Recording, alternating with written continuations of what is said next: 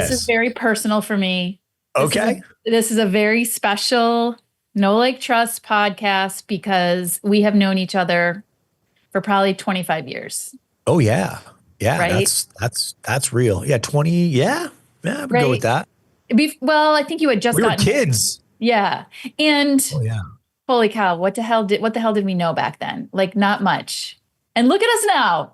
Well, yeah, and you know, you were like the big brand person. You were the client. I was trying to impress you, and but I go back to those days, and you don't realize how impressionable as a young person you are. The interactions you're having with like somebody like you who was like coming in as a brand person. No, but it's true as a brand person, and you're like, okay, I see what she's saying. I'm learning. Like you were teaching us how, we had to implement. I was implementing brand activities all the time for you guys, and you learn a lot. You learn a lot, and now I take that to heart because, like, I just said this the other day. So we're in our new offices here, and we hired 6 new people in Q1, and which is scary. And I opened my office door, and there were just young people everywhere, and I was like, oh my God, I'm the old guy. When did that happen? Oh God, that's terrifying. Yeah, I know, like, it is terrifying. My business partner was like, oh yeah, you're the old man. Like, yeah, you're the old guy who comes in with his suitcase. Like, yeah, that's you. Oh my God. Like, awful. Well, I was like, I used to be so young and fun. I was a DJ. You're still young and fun. And oh, by the way, just for the record, you really loosened me up. Like, okay, you helped me to like not be such the corporate exec. So here we are. You were a serious corporate executive. You really were. My God. I will tell you this, that later in my career, my boss came in and she was a very serious corporate executive as well. And you helped me because I was like, all right, I got Christine to have fun. I can get her there. And we did. I was like, she always says that to me. She was like, you made me have fun at work. I'm like, God, that's what it's all about. I love it. Thank you for that. Yeah, it's very, very true. So let's just kind of go back a little bit. You started, as a nightclub DJ, and then you worked your way all the way up to chief marketing officer of a number of major professional sports teams. Yeah. And that's like both extraordinary and unusual at the same time. So share with us like some of your key experiences and how those shaped sort of your approach to marketing and branding. Yeah, and to be fair, I had the CMO title at one team, and then I was the head of marketing at another, but I didn't have the title of CMO. I reported the CMO. That was the woman I was just talking about. She was amazing, still a friend, and was a client of Cuento, all the good stuff. But yeah, so I think a couple things. One, so I never went to college, and so I was really happy DJing, and it was a lot of fun, but there was no benefits involved there. So I was like, all right, I got to start to figure out a career path here. And my friends were graduating college and getting their first jobs. And it was sort of scary, right? Like I didn't have a plan. I thought I was going to be a police officer. I graduated the police academy when I was 19 years old, went home, picked up a shift DJing a bar, a nightclub in Boston. The bar manager loved me. I was 19. They made me the house DJ every Saturday night. Next thing you know, I was doing 5 nights a week in Boston, making a lot of money as a 19-year-old kid, and all my friends could get into bars. Like I was a hero, Well, then you wake up and you're 23 and you're going, oh, wow, what am I, 21, 22? So anyways, when I got into radio, radio really opened my eyes to what was possible.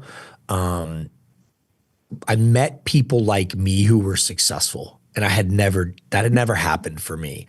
I met people like me who were living paycheck to paycheck and hustling and grinding, and I'm a hustler. Like I'm like, okay, I can do this, no problem. But when I got into radio, I met some of the sales folks who were absolutely killing it, who had big homes in nice towns, and I was like, whoa, wait, you're just an idiot like me. How did you do it? And I had that conversation. I was like, you're a dumbass. Like, I'm a dumbass. Like, how? And he was like, because, and I got this advice, and this guy sat me down. He was like, hey, kid, come into my office. I'm like, okay. He's like, you have a lot of good ideas. Okay. He's like, can I give you some advice? I'm sure. He's like, give these people ideas that make them money, and you'll never be out of a job. He's like, because your ideas will make them money. And I took that to heart. That was week 1 working at the radio station. That was a big one. The other biggest lesson that I learned there was a couple. But one was I worked for this woman who, she was incredibly creative, but was a really terrible leader. I was young. I was bartending and DJing. I was making way more money at night than I was at the radio station. I got hired to make $20,000 a year. And then they would pay me appearance fees. And so I would hustle. We were in a meeting. I came up with an idea and I was told that she did the ideas and I need to make sure the cars were clean. And on her way to work that day, she noticed that one of the station vehicles was dirty and maybe I should go take care of that and let her worry about the ideas. So I went home that night and I said, I got into this career thing because people said that's what I'm supposed to do. But it doesn't feel right to me. So I'm going to quit. So I quit the next day and I went in and I went to a guy named Jim Rushton and I said, hey, just as a heads up, I'm going to quit. He was like, no, you're not. I'm like, well, yeah, I am. Like, this is awful. Like, I just don't enjoy it. Like, I thought I would, I don't, and I'm going to leave. And he was like, grab a seat. And I sat down in his office. He went back. He got the general manager of the radio station. They came over and she was like, you're not leaving. So what's the problem? I told her. She's like, okay. So she actually did this exercise with me that I now do with people, which was take a piece of paper and cut it in half. And on the left-hand side, write down all the things that you're doing that you want to keep doing, that you enjoy doing. On the right-hand side, write down all the things you're doing that you really don't enjoy doing that are really slowing you down from being happy and successful. So I did that overnight. I came in, I handed her the piece of paper.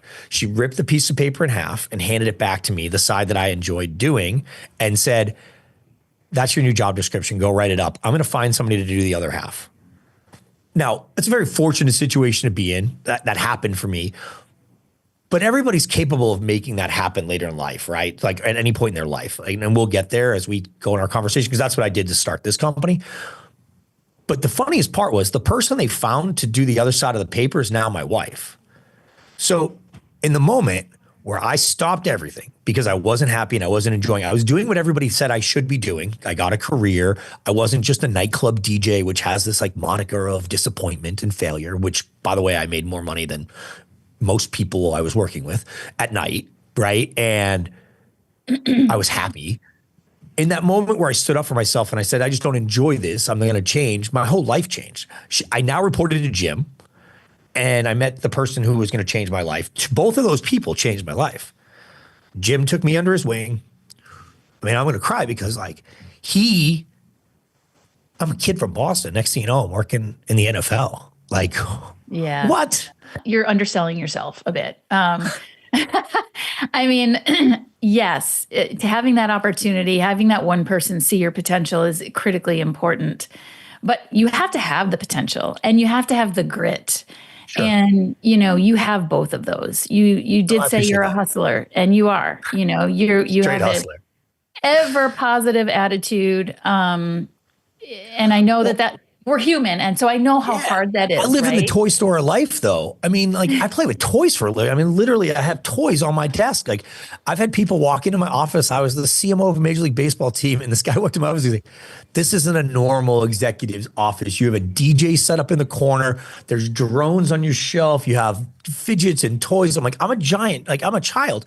But I'm a hustler and a grinder. Yeah, no, I think that's fair. But I also knew I only had one shot. How many kids come into your office throughout your career and felt entitled to the next job or felt they deserve, I just did 4 years of school and they told me when I came out, I deserve this. Well, you don't deserve anything. I don't deserve anything. Like, they made it very clear to me when I worked in sports, like, the door is right there. There's 100 people lined up for your job. Yeah. Every day you're proving yourself. Every day. Yeah. That's a big one. And I think that's an important one. And the attitude is just, I mean, I can't believe I get to do this every day. Christine, I worked on a truck delivering office furniture. I humped massive desks up flights of stairs. And I remember one day setting up this desk in Worcester, Massachusetts at a bank. And it was the biggest freaking desk I've ever moved in my life.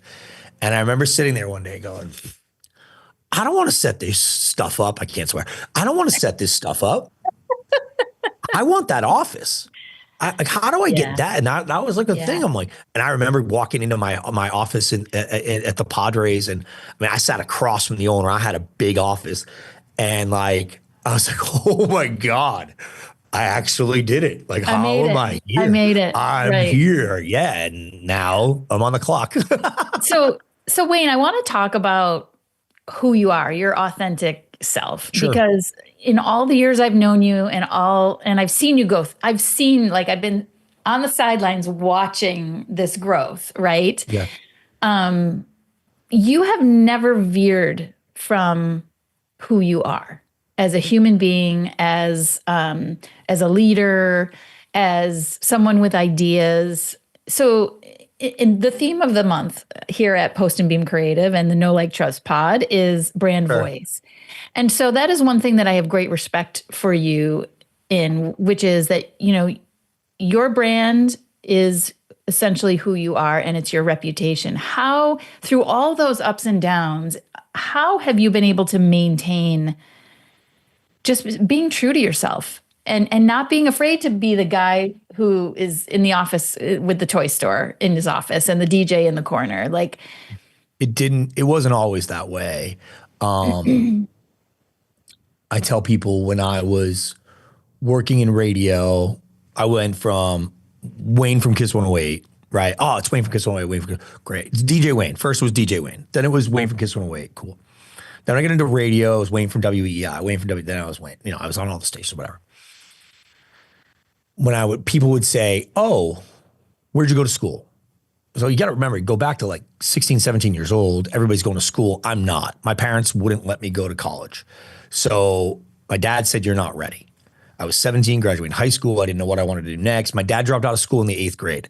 So education wasn't very high on his list of priorities. It was work and hustle, whatever. But it was also, I see the value in it if you have an end goal. So explain to me what you want to do. And when I wanted to be a police officer, he's like, well, I don't know if that's the best path. Like you have to figure out a different way, whatever, right? So for me, what happened was people would go, oh, that's nice, right? Like, oh, you didn't go to, oh. And then when I got a job in the NFL, and as I tell everybody, I was the best t-shirt hander outer in the country. Hands down, number one, no one better than me. I could rally a crowd, I could hype a room, I could do all the things.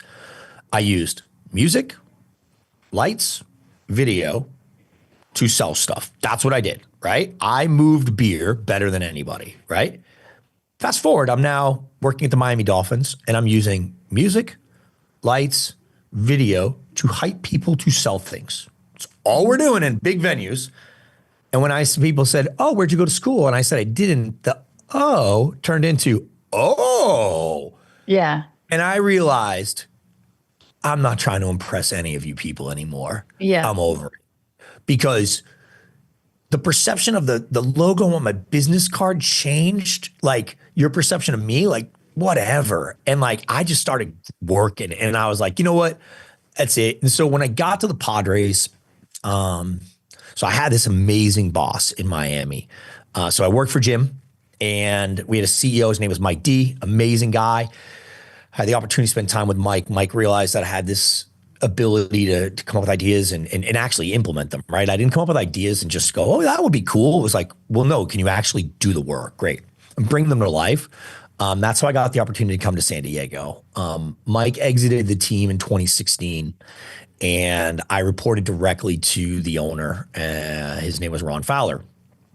And Ron sat me down straight point blank. I actually told this story at his 80th birthday party just a few months ago. And everybody had to say something, not everybody, but like we were saying something and I was like, you know what? I'm going to tell a real good story. It's going to be very honest. Ron sat me down and he said, listen, I don't think you're qualified for this job, but I'm not going to fire you. I don't have a reason to fire you, but I think you're a good guy. I think everybody likes you. And I think Mike, enjoyed having you around, but like, I would never hire you to be the CMO of anything. Like, okay, but here's what I'm going to do for you. I'm going to give you one shot. I'm not extending your contract. It's up. You're going to become an employee at will. And all the risk is on you at this point. Okay. But what I'm going to do is give you everything I got to be the best boss you've ever had. I'm going to give you the coaching, I'm going to give you leadership, but I'm going to ask one thing from you. Do this job the way Wayne would do this job. Don't do it the way you think I want you to do the job. Don't do it the way you think Mike would want you to do the job or Jim would want you to do the job because he knows Jim too. I want you to do this job the way you would do this job. And at the end, you're going to either be successful, that's going to be amazing, and you're going to write your own history, or you're not. But at least when you're done, it's going to be because you gave it everything you have the way you think it needs to be done. Okay. So the next day, I didn't have my DJ console in my office in San Diego because I was trying to present this new image of me. I moved it all back in and I put all my stuff back in my office. And he walked in and I was DJing literally in the back of my office by myself because that's how I think. I play music and he's like, what are you doing? And I was like, well, I've been hiding this from you for 3 years. This is how I think. I go home and do this. But I think as I turn music on and then I think about what we need the energy to be in the room, I got to create that. He was like, man, you're doing it the way you think you should do it. Okay. Eventually, he saw what we did and we had a great relationship. We still have a great relationship, all the things. But that moment of honesty and that lesson of doing it that way, I think has helped me immensely in the last, that was 9 years ago. That's helped me a lot, especially with what I share and how I post. I post and I share because of a guy named Gary Vaynerchuk. I'm a huge Gary V fan. 15 years ago, I'm in Boston figuring out .com and he's posting and I'm like, I agree with everything he's saying. He's right. And I got to the NFL and nobody was doing it that way. I did it that way and we won. We built dolphins.com to be the #1 engagement site in the NFL at the time, did all the things. And a person came into town and asked me a question. What teams are you following to get your strategy? I'm like, not one of them. They're all doing it wrong. I follow this guy and I agree. He was the only person to give me validation that what I was feeling and thinking was correct.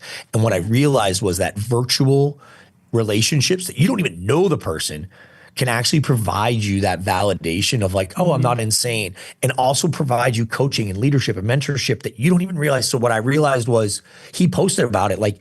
If you have a story to share and you have experiences that are unique and different, if you don't share them, there's a kid somewhere right now who's in his room playing music, who doesn't know what he's going to do next, who has no vision of becoming chief marketing officer or starting his own company. And I mean, all the things, has no idea that that's a path you can go down. And where I grew up, that wasn't a path you go down, right? You don't move to California and start your own company. I mean, it's just stupid. Yeah. But I know there is a kid out there. And so for me, and then not just a kid, there's a 45-year-old person sitting in their living room going, man, I hate my job. Yeah. Oh my God, I hate what I'm doing. Yeah. Oh my God, what am I going to do? And it's there is a path, but to your point, it's not easy. No, it's not easy. I don't recommend this to anybody. I talk people out of doing this because you're not ready. You're not ready. Well, I think what you said was really important. And that is, you have to be brave enough to go out there and be who you are. And, setting up your DJ booth in the corner of your office was what gave you the inspiration for you to do the job that you needed to do and were ultimately successful at. And I think that a lot of people, especially entrepreneurs, feel like they can't do that or they shouldn't do that, or they're looking at what other people are doing. To your point, what are the other websites doing? What are my competitors doing? And I should be doing what they're doing. And at the end of the day, it's really about what brings you the greatest joy. What is it that lights you up and gives you the ability to bring the ideas to the table? That's where you need to have the courage to be able to show up. 100%. When we started Cuento, every advisor that we had told us we should solely focus on the sports because that's where we came from. You could dominate sports. And my business partner, Katie, and I said, but we've already done that. We could do that with our eyes closed. We want to expand our experience. We believe could help any brand grow. We could tell brand stories no matter the industry. They're all like, okay, you're crazy. But that was a big deal. By the way, it kept us in business as the sports industry wasn't sure what to do with us. All these other industries were like, oh my God, the team that did all that work for the Padres can come help me. Yes, we can help you. Yeah. Oh my God, I want your help. And the business grew on the enterprise side, which has been amazing. But then the sports side caught up and now we've got 2 divisions doing great. But if we had listened to everybody else, but that wasn't what we felt was right. It wasn't what we wanted to do every day. Who cares? Do what you want to do. Exactly. Well, let's talk about Cuento because that is really the next evolution of Wayne and your entrepreneur journey. What is it? What are you doing? How are you making an impact? Yeah. So Cuento is a consultancy. So what do you want to do, right? Well, I've fired every agency I'd ever hired. And so I didn't want to start an agency. I wanted to help a lot of brands. I wanted to have an impact on a lot of brands. I wanted to, tell great stories. So Cuento means story in Spanish. And I like to simplify the overly unnecessarily complicated terms. Brand is a buzzword that turns people off. When I simplify it down to it's your story, Cuento is story, story is brand. How do I help you tell your story? Everybody has a story to tell. My universe is wide open. The opportunities are endless. We're consultancy, but I don't like to just give advice. I like to have the ability to implement that advice. So behind the consulting, we've built out a fractional marketing team. So instead of an agency, we are a retainer-based fractional marketing department for businesses. So on the sports side, we're the muscle you need when you need to flex, right? You have your existing team, but to carry this much muscle all the time year round is becoming cumbersome to businesses, especially sports teams. They need them in seasons, right? They need them in waves. Baseball's coming up. The next 60 days for baseball teams, really intense. Yeah. And then it's going to slow down a little bit because you're going to have all your content created. But before you had to carry all that muscle for 12 months and you had stuff for them to do, but it wasn't massive. The massive work is happening. You actually need like 4 times the workforce for 3 months, right? And then so we created that. And then on the enterprise side, we really work with businesses with 0 to 3 to 4 marketers who have like kind of Swiss Army knife marketers in house, but they need that extra. Oh, you need a copywriter to really dive in. You need a web developer to really build you. Like we have all of those services that a full marketing team behind us that we give you the advice and we're actually able to build and implement for you at so every awesome. facet. Yeah. And then this year we just launched our experience division. So Katie and I reunited with our former head of game entertainment at the Padres who we brought in. His name is Matt Coy. We hired him as a vice president of experience. He was at the Dallas Cowboys running the video board there, and we brought him to the Padres, and most recently was VP of entertainment at Madison Square Garden. So he's joined us. And our goal there is to reshape and redefine what fan experience is, that it's not just a video board, it's every touch point. Our mission at Cuento is that you never miss an opportunity to tell your story. And so understanding that every touch point is an opportunity to tell a story, right? Yes. Do you care? Well, if you care, then the person who greets me is going to be caring.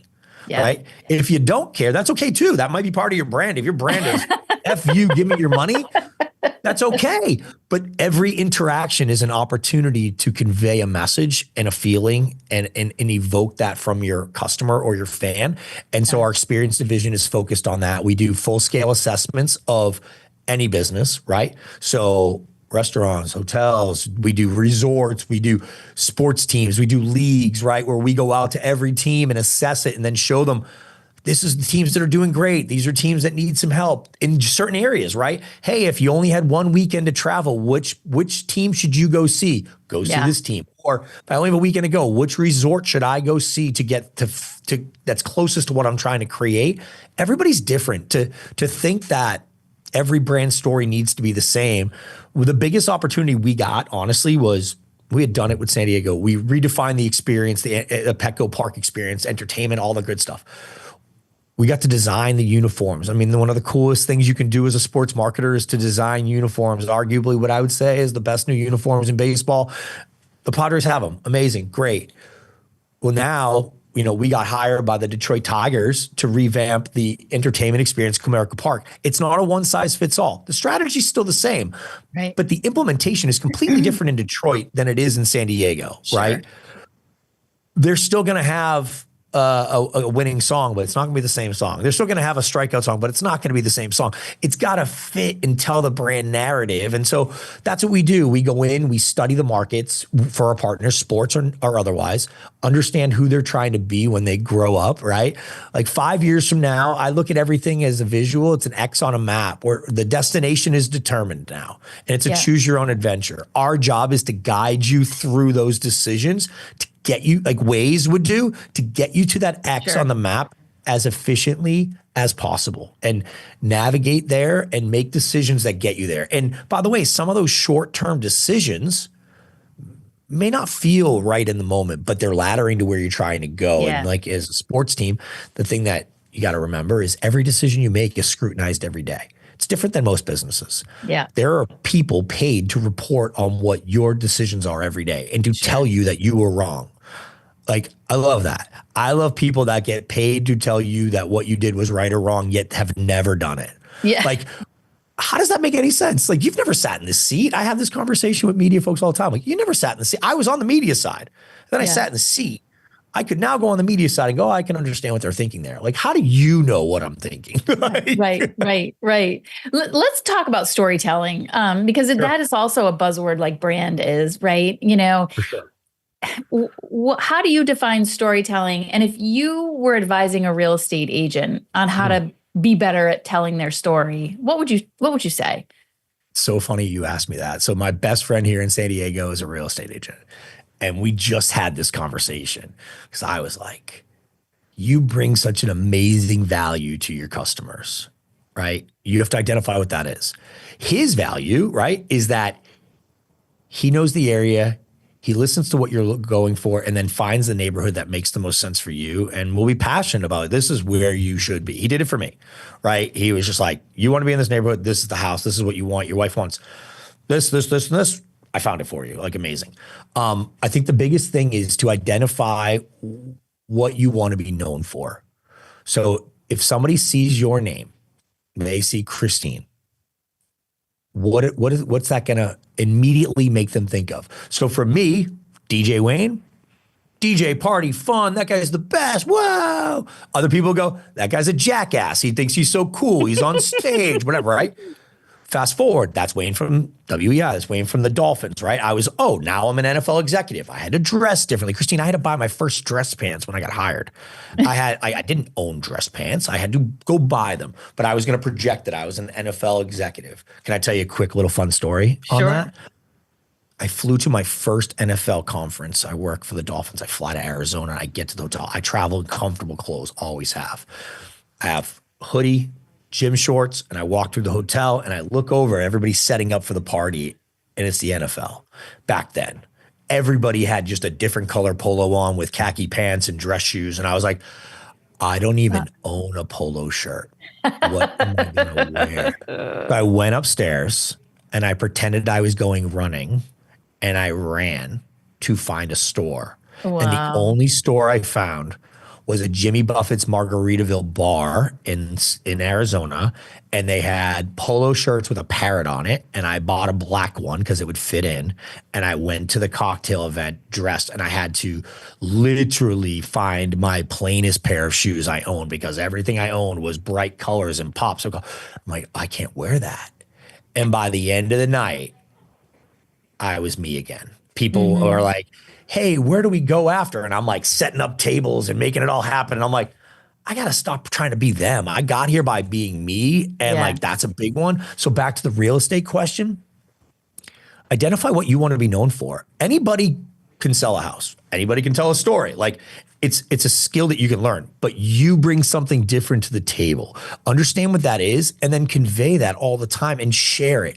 If you don't, nobody cares what you do until you care about what you do. If you, Yes. if you care about Yes. what you do and you share it, I just came from a conference, massive company, one of our clients, huge company.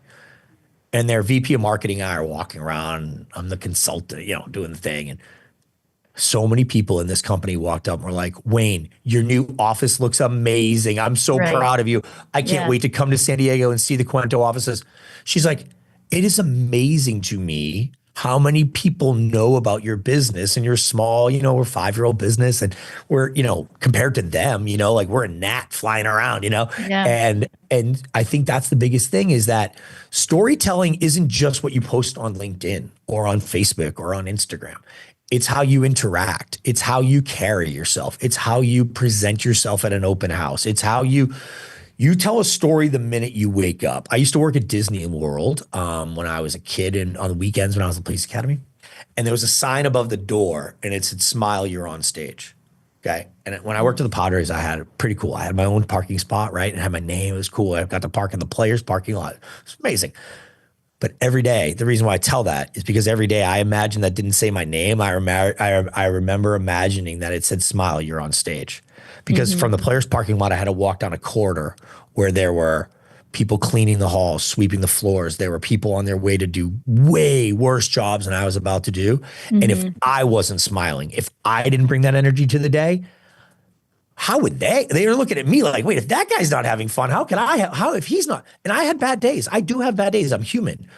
But the minute that door opens, smile, Yeah. you're on stage. And it's the Yeah. projection of the story I want to tell. Yes. All of the DJ Wayne became Wayne from the Dolphins, became Wayne, the CMO, the DJ who became a CMO, all these things, great. Well, I didn't want that. That was great. That's in my past. The next chapter in my book, in my story, was I was going to be an entrepreneur who was going to change the way fans experience entertainment. I was going to change the way storytelling, and I was going to bring the lessons from sports outside of sports and into every industry. That's what I was going to be known for next. And I made it a priority. And that's how we're growing our business. For a real estate agent, it's the exact same thing. What matters to you? If it don't worry about what matters to the market. What matters to you, what you're going to be known for, what are you going to differentiate? Because you don't want the wrong clients either. Because there are Mm-hmm. clients, Mm-hmm. I've had the blessing. It's the greatest thing I get to do is say, no, thank you. We are no Yeah. longer working together. It's not a Yeah. fit. And that's okay. Doesn't mean you're a bad person. Doesn't mean I'm a bad person. We're not a fit. But if you aren't sure about who you want to be, you're going to end up in some really bad deals and some really uncomfortable 100%. situations. Be you, be who you want to be. I have friends who focus on condos and that's what they do. And it's great. Do they make as much Yeah. as my friend who sells multi-million-dollar homes? No, but they nail their market and they're crushing it. And they probably getting pretty close now because they've Yeah. owned who they are. So I think that's the biggest thing in storytelling. Again, never missing an opportunity to tell your story is understanding that the minute you open the door to your home and you walk outside, you are telling a story. You are Yeah. projecting who you are. The interaction you have it. We just talked about Starbucks. Yeah. Moved from Boston. I don't drink Dunkin' anymore. Yeah. I'm not a Dunk King. Yeah. That when I walk into Starbucks every morning, I know there are people who know me and I have to, I've got, it's showtime. I'm not faking, but I'm making sure that like, I know that I bring a little bit to that interaction every day, and so do they. And it's Yes. important, Yes. and I think that's important. And same when I walk into my office, there are days that I'm like, oh my God, I hope no one comes in here. I just have so much to do. But there are also people who are relying on me to be a part of their day, and I have Yeah. to turn it Show up. And up. that's who I want to be, Yeah. right? I chose this path. I chose to be the person responsible to make sure everybody gets fed. That's my Yeah. job. That's my responsibility, right? Every Yeah. day. And there's now 17 of them out there, which I love, and it's crazy. But that's a responsibility. And part of that responsibility is that I also bring the energy and the attitude and the accountability to who we're going to be. And I think that's for everybody. Well, and that's called leadership, but I That's like it. what you said. Storytelling is answering the question, what do you want to be known for? And that's Straight just a up. great way to think about it, because when you think about, well, what do I want to be known for? I don't mean to sound morbid, but like at the end of the day, when When we've it's left over, this world, right? Like, what do you want people to say about you? And that is all about the experience people have with you. I mean, I invite my clients to answer this question every single time they are either ready to send a text, send an email, or sit down on Zoom or face to face with somebody.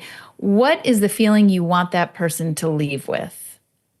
Because I guarantee that if you can answer that question, it is going to guide how you approach that conversation, no that doubt. text, that email, whatever it is. And essentially, how you want to make people feel is really what you want to be known for, right?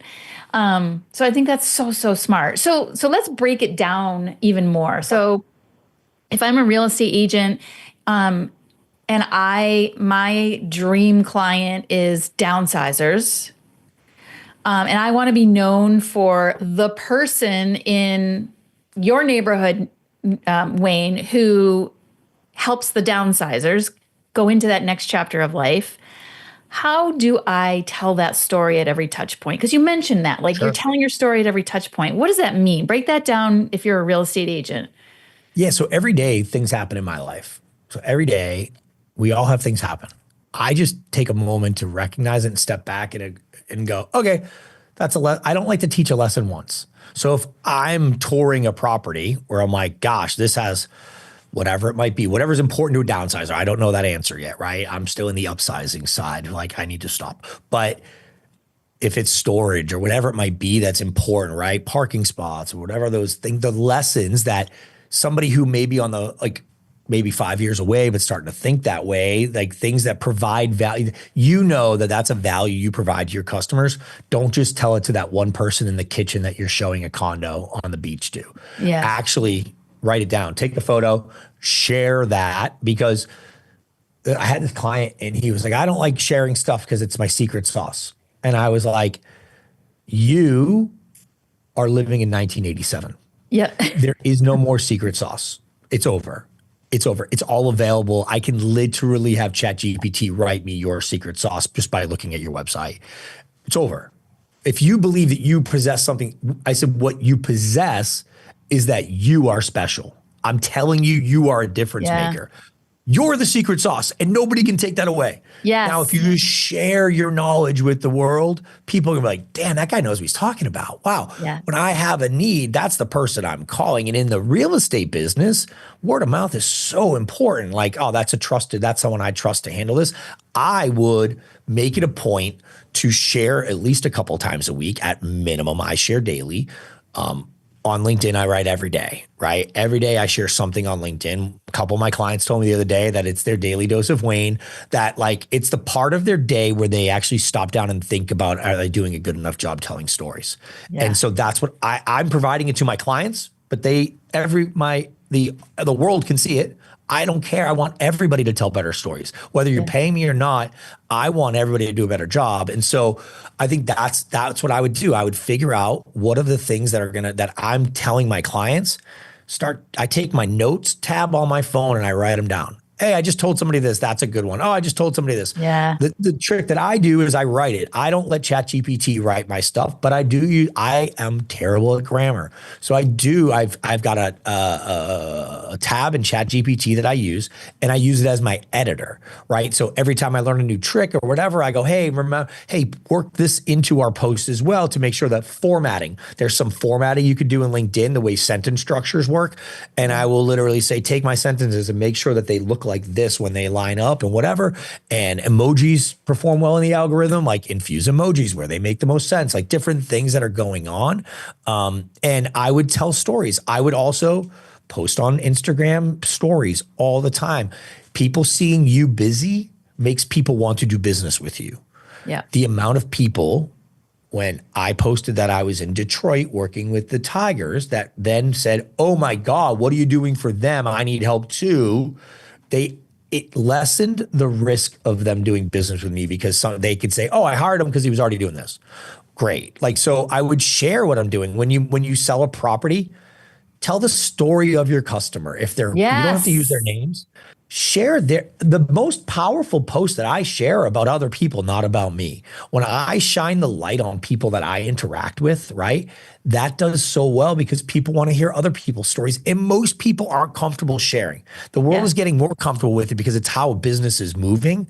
But sharing the story, you don't have to know specifics, but hey, this couple was looking to do this, blah, blah, blah, blah, blah. Yes. This is what was important to them. That's going to relate to one person, I promise you. Yes. And then it's an easy share. And by the way, you just celebrated the fact humbly that you just did another deal. You celebrated another person, right? Like these are all little tactics that make a difference to be like, hey, I'm not bragging that I did another deal. I'm loving the fact that these people, that I helped them find what was making them happy. Amazing. Yeah. Well, yeah, but let's talk about it. You just did another deal.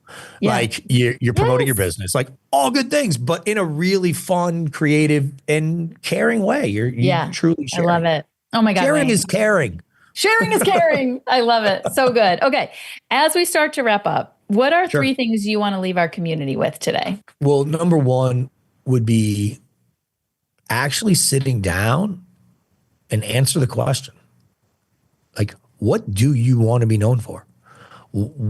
5 years from now, they say, Christine, what do I want? Christine is, Christine?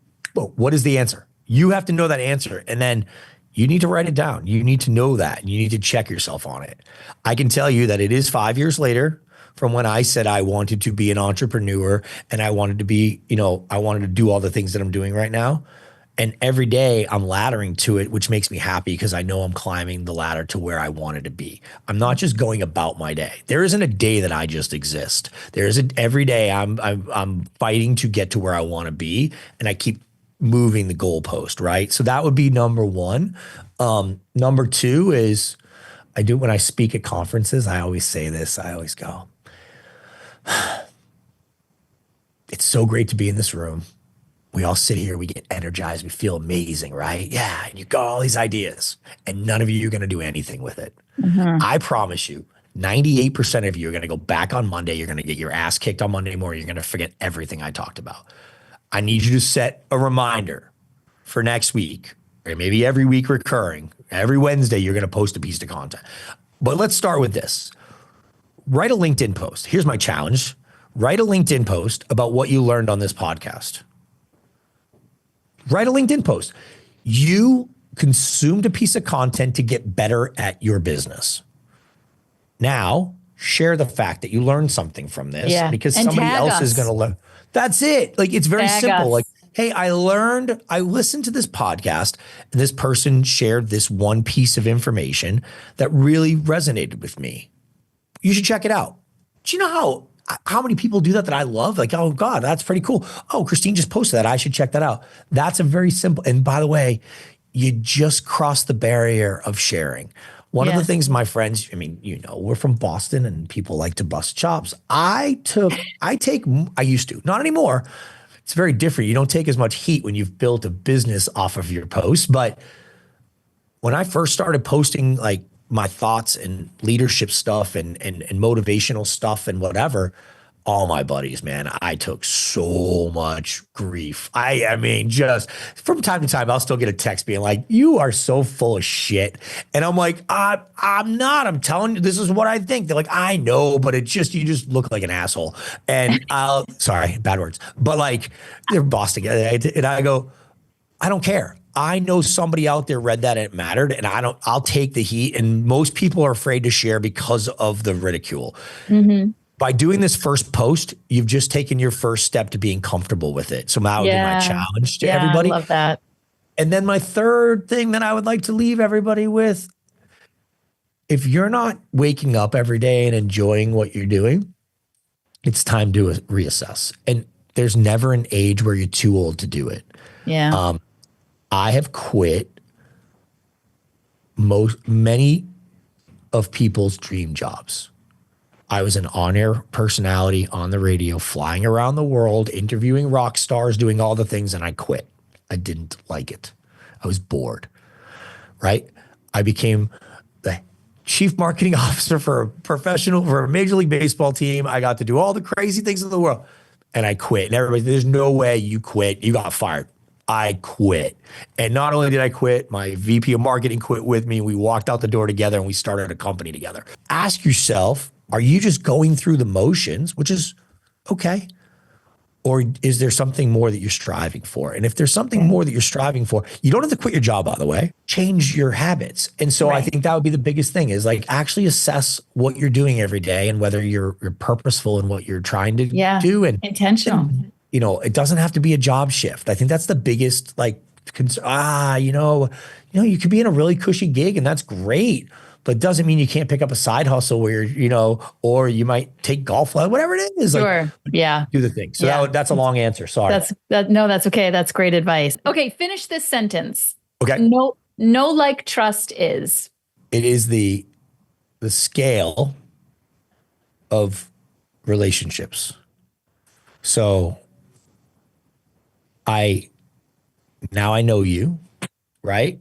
Oh, spent some time with you. I'm starting to like you. But the most important thing you can do is trust me. That's right. So when I told you that story about the Padres and the owner telling me, I don't think you're qualified for this job, the funny part was there was a debate whether I reported to the owner or to the chief operating officer after this switch. And I was adamant that I reported to the owner because of the word trust. Said I don't need to report to him forever. But the only way I survive and thrive in this role is if you trust me. I have to know everything. And if I don't know everything, I cannot be trusted. My job right now is to be a trusted advisor to a lot of people. They pay me to give advice and be on the phone, to be that one phone call away. People do business with people they like. Yeah. They just do. Who do you want to spend your time with? You've people you know, you may not want to spend time with them, but if you like them, right, that's good. But trust is paramount, man. Yeah. And in your business, trust is everything. I am ignorant about the process. I don't know anything. That's right. I'm ignorant about a lot of things. I'm okay with it. I've come to grips with it. Like, I know what I know and I'm adamant about it, but I have to find people that I trust. My business partner, I trust wholeheartedly, right? My wife, like people, you'll love this. Like, I don't manage finances. I cannot. It slows down my creativity. And I learned that about myself. And so my wife and I, we separated that. She manages that business at our house because my earning potential goes through the roof when I unlock that baggage for me, because that will slow me down. I get a report. I see a report a month. I count the money. I know what we have. But on a day-to-day basis, I can't do what I do, and she does, and that's great. And so you have to have that trust. You can't do this. We joke all the time that we're more legally bound to each other than our spouses, because we're entangled at this point, and that's a great thing. But it starts with trust, and it's a really scary word at the same time, because I've been in situations where I trusted the wrong person, and that can really, really come back to bite you. But karma's a bitch, man. And I think coming at it as like an honest person and doing the right thing by as many people as possible. I'm feeling the love from that now at 47 years old.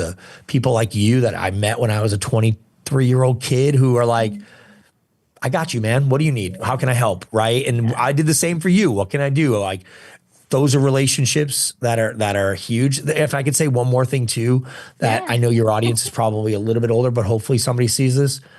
The relationships that you do forge at that young age are unbelievably important to the growth of your life.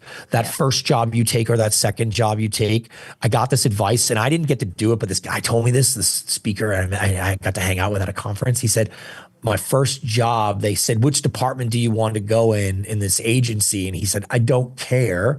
Which one has the best person to learn from? Yeah. And you think about the stories I've shared today, each one of them related to somebody who changed my life because they were leaders who took the time to give a crap. And I actually got to say thank you to one of those guys yesterday on the phone, which was really cool. But I was like, hey, man, you changed my life. And people don't take the time to do that. And I try so hard to do that. And I think that's the biggest thing. I love it. I love it. Wayne, where can people find you and learn more about Cuento?